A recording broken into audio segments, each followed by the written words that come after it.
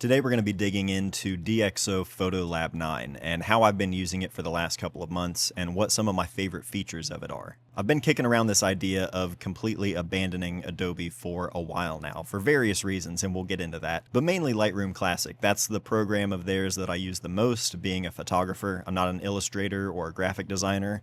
I think I've used Photoshop on maybe 10 different occasions in my entire life.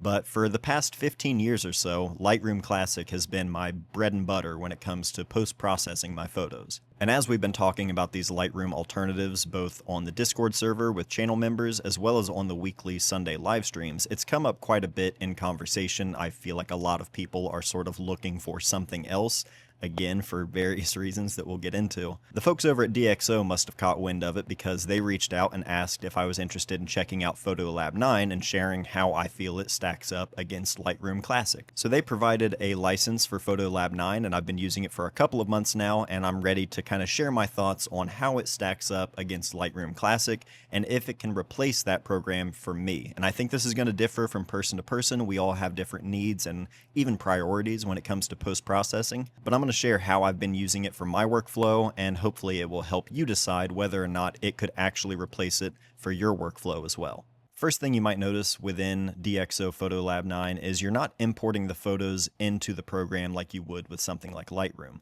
Your photo library, this is where you actually access all of your photos wherever they're stored, whatever drive, whether it's external or internal drives, you're just working off of the files where they're stored. It's non-destructive, so my raw files aren't being manipulated or altered permanently in their, stored position, like at the root folder where I keep my raw files. I'm still exporting all of those adjustments to a new file where everything has actually been altered. So I was so used to working with catalogs within Lightroom, and I wasn't sure if I would like this method, but I've come to appreciate not having to take the extra time and, storage space of importing the photos to my drive and then also importing them into Lightroom, creating another folder and just another area where things are living. This kind of simplifies things a little bit. So Lightroom catalogs can sort of serve as an organizational tool in the workflow, at least they did for me. However, you can use projects within PhotoLab 9, and this kind of solves that issue for me because let's say I have photos on different drives, different folders, anything wherever it's stored, it can all be organized together within DxO PhotoLab 9. For instance, my paper mill project, I don't have to move those raw files into one, master folder. Everything can be accessible and organized together within the projects, which is really helpful. So if you have photos across multiple drives and you want to work on those and just those only, you can organize things through the app itself. You're not moving the raw files where they're stored. As for the post-processing itself, that's where things differ even more. So if you go over to the Customize, this is essentially like the Develop module in Lightroom. Click Customize, and this is where you're going to make all of your corrections. And this old dog has had to learn a few new tricks because I was so used to certain hotkeys and just knowing where everything was within Lightroom. I thought it would be a little bit more of a headache to kind of retrain myself, but after a couple of weeks of regular use, all of that stuff already started to stick. And you can also select this Favorites tab up at the top, which is really nice. There are plenty of tools and corrections within PhotoLab 9 that I know I'm only going to use from time to time. So I like being able to favorite just the tools that I know are the essentials that I'm going to be using on a regular basis. And when I have that selected, it only shows me just those essential tools. Just gives me a little bit more of a cleaner and simplified workspace. Your corrections are also split into different categories here. So you have light, color, detail, geometry, watermark and effects, and your local adjustments.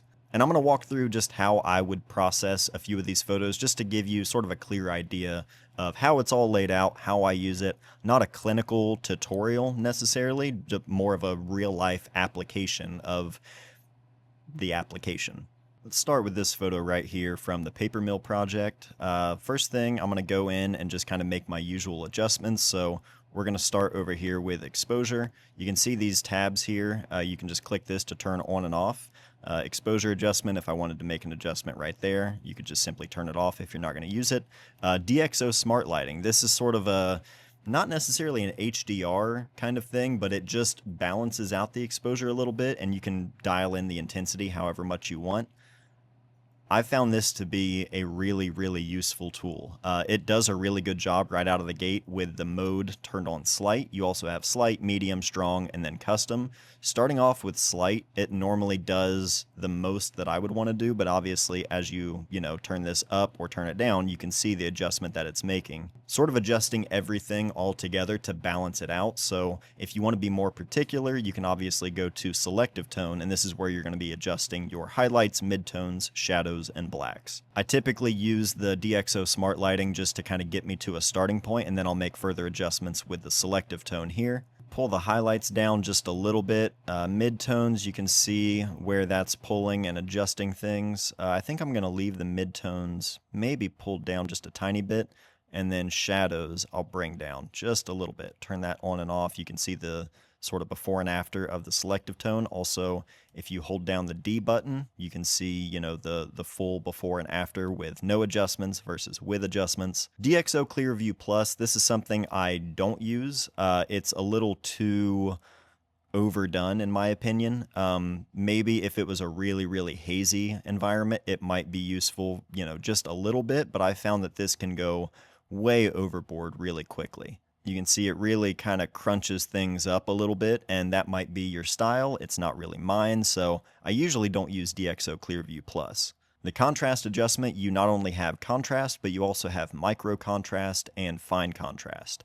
So if we zoom in here, get you a good clear view of what's happening. I also like to get rid of this tab over here on the left, which shows your histogram, where the project or which project you're working within, the history as well. I usually don't look at that, so I just kind of get rid of that off to the side and give me more real estate to look at the actual photo. Contrast, as you can see, it's pretty self-explanatory. You're adding more contrast or removing contrast. However, the micro contrast really kind of dials in the detail a little bit more. So if we turn that up just ever so slightly, I mean 5 or 6 points, that's usually all it takes, and it just kind of adds a little bit more definition as well as the fine contrast. To go way overboard, all the way over to 100, you can see just how much it's affecting the photo. Obviously, I like going a little bit more subtle, so we'll go 8 right about there. I think that's plenty for me. That's plenty sharp enough. There's enough detail there.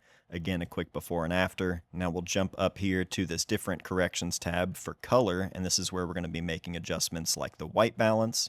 So I like having the warm feel of the photo. I don't want to completely get rid of that because the interior of the paper mill with all of these lights, it was a very warm temperature.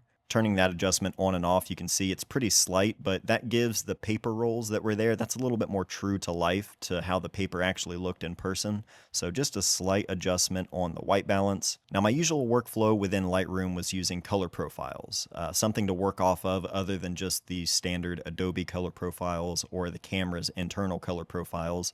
Last year I made a video talking about color precision, which is a set of color profiles based off of film emulation. I've looked for ways to import these profiles into PhotoLab 9, and I don't think that it's possible. I just don't think they're a compatible file format. However, PhotoLab 9 does come with its own sort of set of various color profiles based on different film, both color and digital. So color negative film, color positive film, cross-processed color film if you like to get funky.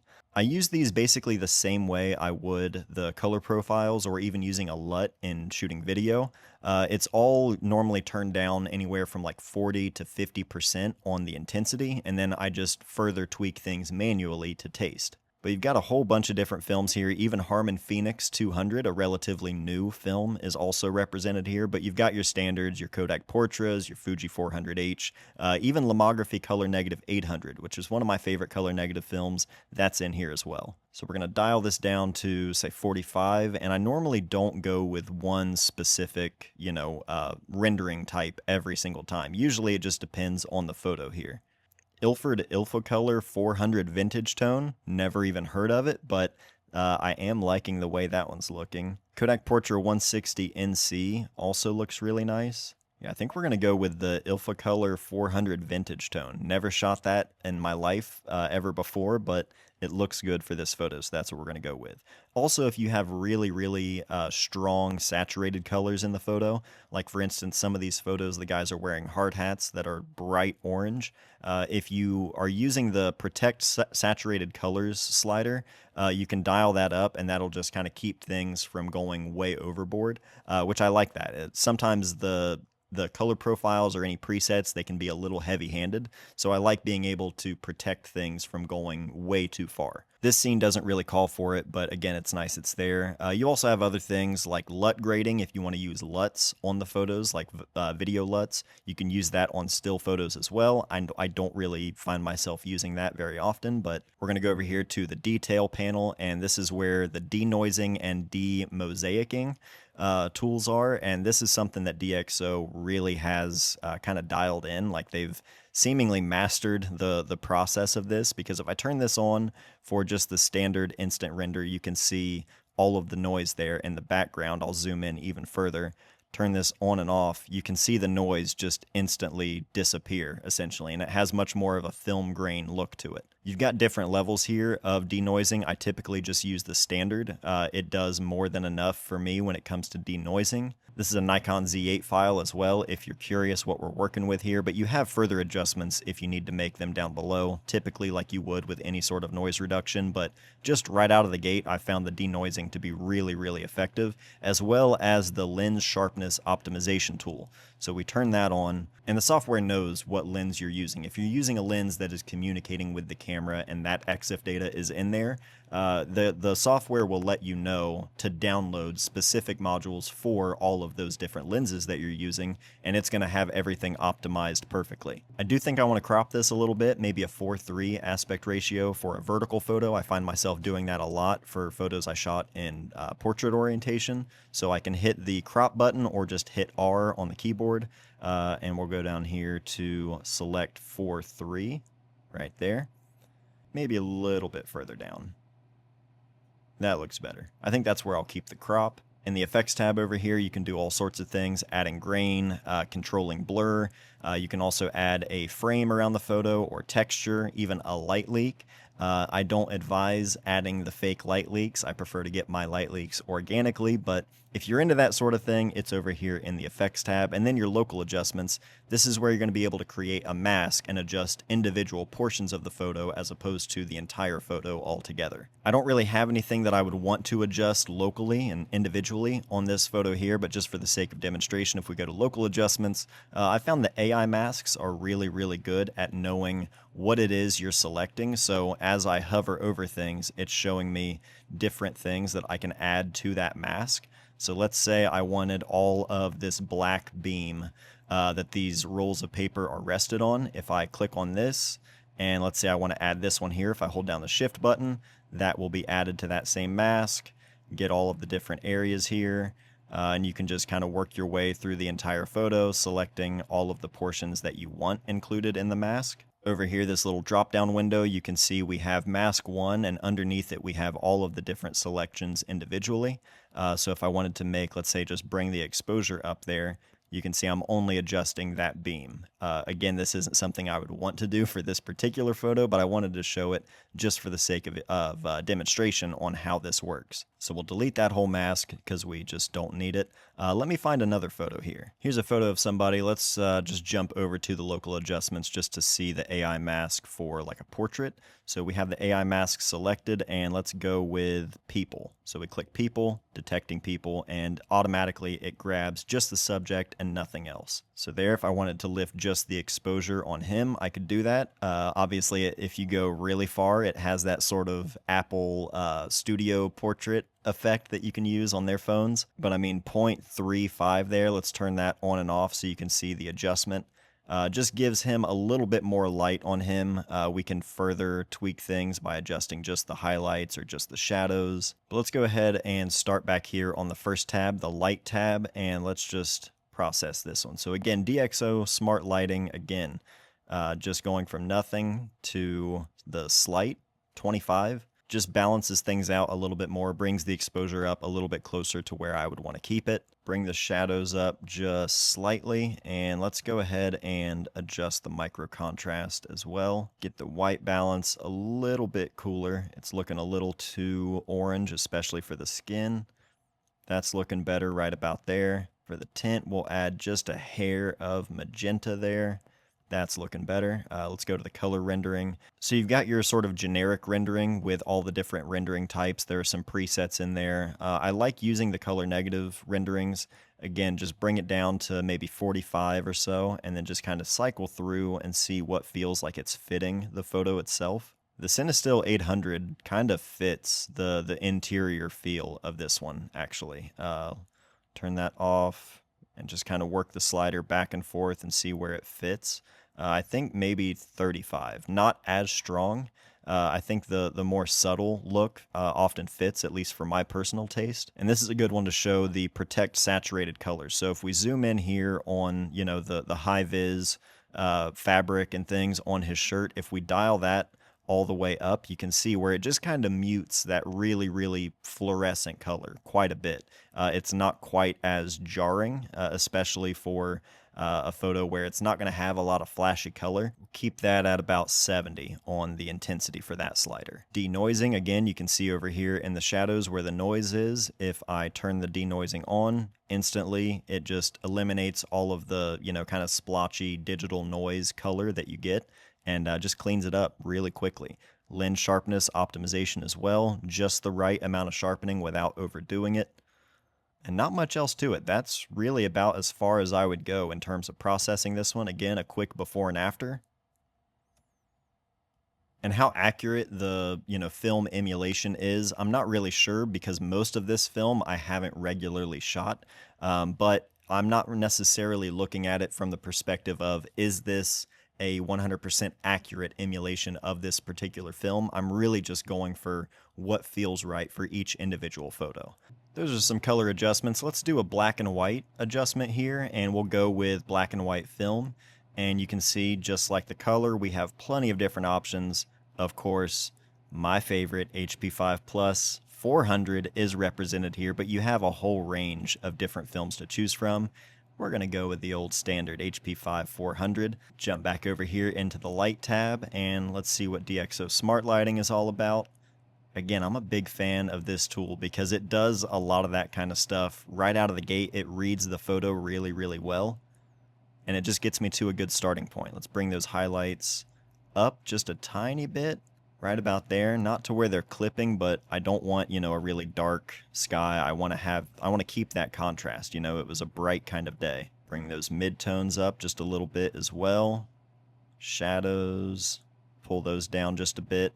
Add some contrast. No need to denoise this one. This was probably ISO 64. But we go down here to lens sharpness optimization. Very nice, very clean file here. And that's that. Under the geometry tab as well, if you go over here to distortion and turn this on, you'll see that it does a really good job knowing what lens you're using. It's going to know exactly how much distortion to correct for. So any of the lines on the far edges of the photo, this is with a 35mm f1.8s for the Z8. You can see the adjustment right there, and it's actually extending the length, the long side of the photo just a little bit to you know, compensate for that. But it keeps all of the lines at the edge of your frame nice and straight. You're not getting any of that barrel distortion. And speaking of film emulation, let's talk about the real thing, actual film, because this tool right here, the scanned film optimization, this was probably the first tool within PhotoLab 9 that made me go, oh, this actually could replace Adobe Lightroom for me and my workflow. Alright, hold up. We need to make one quick update to this video as I'm sitting here editing this. I have some new information that I didn't realize before I sat down to make this video. So when DxO reached out, they sent over a license for PhotoLab 9 as well as DxO Film Pack. I installed them both at the same time, so when I opened up PhotoLab 9, scanned film optimization was right there waiting for me. I didn't realize that the reason I'm able to access this tool already is because of Film Pack. So DxO Film Pack does enable scan film optimization, meaning you do need to add that on if you're interested in this specific tool. I didn't realize that going in. Thankfully, one of my channel members, Nick, he caught that and mentioned it to me, so I wanted to make sure I updated the video to share that with you all. Good catch, Nick. I appreciate you. Just like PhotoLab 9, you can also download a free trial of Film Pack, so you can try out this tool with PhotoLab 9 before you make any purchase and make sure it's a good fit for you. But I didn't know that going in, so I wanted to make sure I added this into the video just to make sure everyone's aware, as I am now. So appreciate you, Nick. Appreciate you guys watching this video. We'll get back to it. I've been using Negative Lab Pro for inverting my film scans for probably 7-ish years now. It's a great tool, and I always recommend it to people if they're scanning their film at home. Especially color film, it does a lot of the heavy lifting for you when it comes to color correction and just getting clean film scans at home. The only problem with that is it's a plugin made specifically for Lightroom Classic, so you can't use Negative Lab Pro without a Lightroom subscription. The only problem with it is it's a plugin made specifically for Lightroom. Now, the people at Negative Lab Pro have said they are working on a standalone app, so you won't need to use it as a plugin, but at the time of recording, as it stands right now, you have to have a Lightroom subscription in order to use Negative Lab Pro. Subscriptions. We'll talk about that in a bit. But with PhotoLab 9 having a correction tool built in, I can do essentially everything I need in one program, no extra plugins required, which I'm a big fan of that. And I would say on average, for every 100 rolls of film that I shoot, there are maybe 3 to 5 of those rolls might be color, and that's being pretty generous. I've always just gravitated more towards black and white. I will say that in my brief testing with inverting color negative film in PhotoLab 9, I do miss having Negative Lab Pro because, again, it does a lot of that heavy lifting for you when it comes to the color correction. For someone who shoots and scans more color negative film than I do, this might not be an issue for you at all, but I found the process of inverting color negative film in PhotoLab 9 is a little bit more time consuming as opposed to using Negative Lab Pro. That said, I'm usually shooting black and white film, and for those negatives, it has been a breeze to use the built-in tool within PhotoLab 9. I'm getting the same results that I would get with Negative Lab Pro, and I'm getting them even faster using the built-in tool. So let's go through a couple of film scans, and I'll just show you how that works and how I use it. So again, we'll hop over to the photo library, grab a different folder that has my film scans in it, and we'll start with this roll right here. As you can see, most of these have already been converted, but I'll just reset everything as it was, and let's go down here to Scan Film Optimization. So the first thing we'll do, instead of the color rendering, we're going to go with a black and white rendering, and then we'll jump down to Scan Film Optimization, turn that on, make sure invert negative image is highlighted, and it's been inverted. Now we have a tone curve right here that we can make adjustments with, which works to kind of get me to a starting point, but then afterwards we'll make further adjustments like I mentioned. Kind of bring the black point down where it should be. I'm usually looking off of the edge of the negative, making sure I've got a nice true black point over here. And then we'll go back here to the first tab for light and go, you can use DxO smart lighting even on your film scan if you want to do something like that. We'll leave that turned off for now, and we'll go into the selective tone. You can see as you make the adjustments, you're not working inverted based on inverting the negative. It's already inverted, so PhotoLab 9 knows that the highlights are actually the highlights and not the shadows, and vice versa. Bring the shadows down just a little bit, and maybe the midtones down just slightly. I might actually bring the highlights up just a tiny bit. Let's go over here to the contrast and just boost the contrast a little bit more. Now it feels kind of flat here. If I go over to the DxO Smart Lighting and turn this on, and let's just adjust it. As we turn it all the way up, you'll see that things like the sky, I'm getting a little bit more definition in the clouds back there, while not, completely crushing the shadows. Even this, reflective sign here on this fence, that actually looks pretty good. Turning that on and off, you can see it just adds a little bit of a pop to the highlights in the sky and kind of just makes the contrast a little bit cleaner. It doesn't feel as flat. That's it. That's all it would take. If you're curious where these photos are from, this is from one of the photo assignments we did over on the Discord with the channel members. We all went out and shot photos with the same prompt in mind. This is from Mary Lou Patton Park, a little league baseball field that I spent a lot of my time at as a kid. Not when I was on the field. I was usually right here in this spot by the press box, just playing, watching my brother play, watching my best friend play. A lot of memories here at this park, and we don't know how long it's going to be there, at least in the state that it's in right now. So I went over there for the photo assignment we did last month, and happy that I did. I was happy with these photos. It definitely brought me back to that childhood feeling. Go up here to smart lighting and see what this is all about again. If we turn it up, it's a little bit too much than what I would like. I would keep it maybe back here. Keep it about 34, and let's make some further adjustments on our own. Maybe bring the shadows down. Maybe bring the black point up just slightly. Yeah, that's it. Again, it's simple, it's quick. I've found myself really enjoying using this for film inversion because, again, for black and white film, it does not take me long to get from the actual negative itself to a finished photo.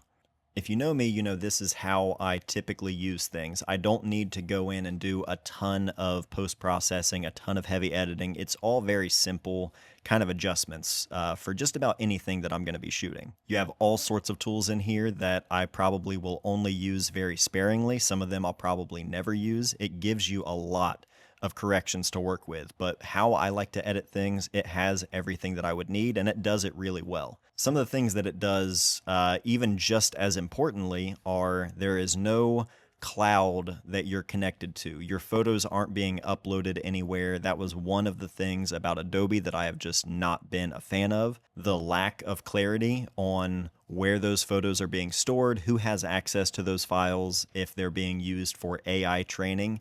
All of that kind of stuff I am very, very much against. So knowing that this is not cloud-based at all, nothing is being uploaded anywhere, your files are staying exactly where they are locally, that's a huge, huge plus for me. I'm also a big fan of the fact that there is no subscription tied to DxO. It is a one-time purchase. I've been looking for an alternative to Lightroom because of that, because everything within Adobe is based off of a subscription. I know there are things people do at certain times of year when certain sales are going on. You can kind of cheat the system, and that way you don't have to pay as much, or maybe you get a couple months for free. The fact that you have to do that is not a good thing. In fact, when I went to cancel my Adobe subscription, which spoiler, yeah, I've already canceled my Adobe subscription after spending a couple of months with DxO PhotoLab. When I went to cancel, they basically were like, well, wait, hold on, we'll give you the next few months for free, and then we'll give you a discount on top of that, which means they could be charging that all along. But then if you go ahead and cancel anyway, you have to pay a cancellation fee, which I described as complete dork behavior. So I went ahead and canceled anyway and paid that like $90, cancellation fee. It depends on how much time you have left in your yearly contract or something. I paid it just on the principle of that being absolute dork behavior. So I've already canceled my Adobe subscription. I don't have access to any of the Adobe software anymore, and I don't feel like I'm missing anything, having spent enough time in PhotoLab 9. When you buy PhotoLab 9, it is a one-time fee. You can pay $239 for a new license, or you can actually split it up into monthly payments to pay that off. So like 4 months of $60 payments. If you have an older version of PhotoLab, like PhotoLab 7 or PhotoLab 8, it's less to upgrade. It's $119, or monthly installments, $30 for 4 months, and that will get you the upgraded version. It's a lifetime license, no subscriptions, no extra purchases or anything like that.